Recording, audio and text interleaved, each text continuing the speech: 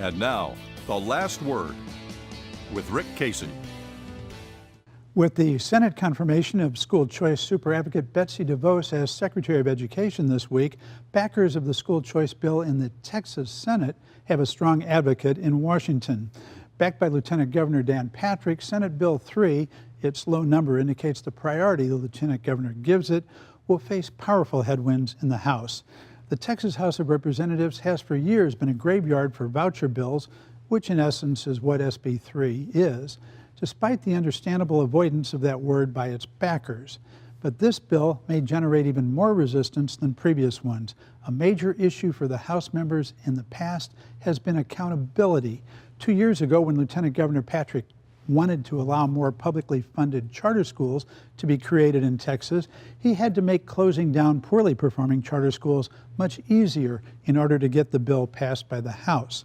But the bill now being considered in the Senate is more than weak on accountability. It is hostile to it. The only senator from the San Antonio area co-sponsoring the bill is Donna Campbell. Schools, as well as tutors and services used by homeschooling parents, must be accredited, but the law also provides the following. The comptroller, the Texas Education Agency, the State Board of Education, any other state agency, or any school district may not regulate the educational program of an education service provider or vendor of educational products that receives funds distributed under the program. They also may not exercise control over any school or service parents choose.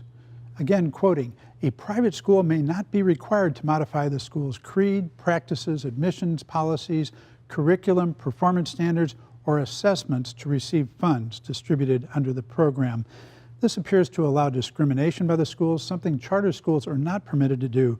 On the other hand, it would give public money to schools that teach that Islam is the only path to heaven, as well as schools that teach that the theory of evolution is a scientific hoax.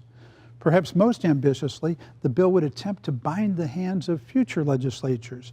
It says a private school voluntarily selected by a parent for the parent's child to attend, or a parent who homeschools the parent's child with or without governmental assistance may not be required to comply with any state law or rule governing the applicable educational program that was not in effect on January 1st, 2017. So we've already passed that.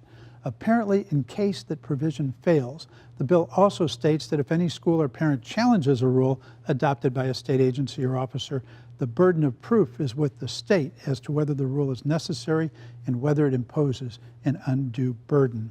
Some schools in the program would be required to annually give students norm reference tests or other appropriate assessment tests, but the law would not require the results to be disclosed to anyone. This, of course, is in great contrast to our public schools and to charter schools. Backers of the bill apparently have great confidence in the power of the free market to ensure that only high-performing schools will be chosen by parents. As the history of for-profit schools indicates, that is unschooled optimism. And charter schools originally were lightly regulated, but experience taught the legislature that much oversight was needed. SB 3 may or may not pass the Senate in anything like its current form, but it won't get far in the House. Their Democratic opponents are in a coalition with many rural Republicans. Small-town Texans tend to be pleased with their public schools, which are often nearly the only schools in town, and with their football teams, the source of community pride. And that's it for Texas Week. See you next time.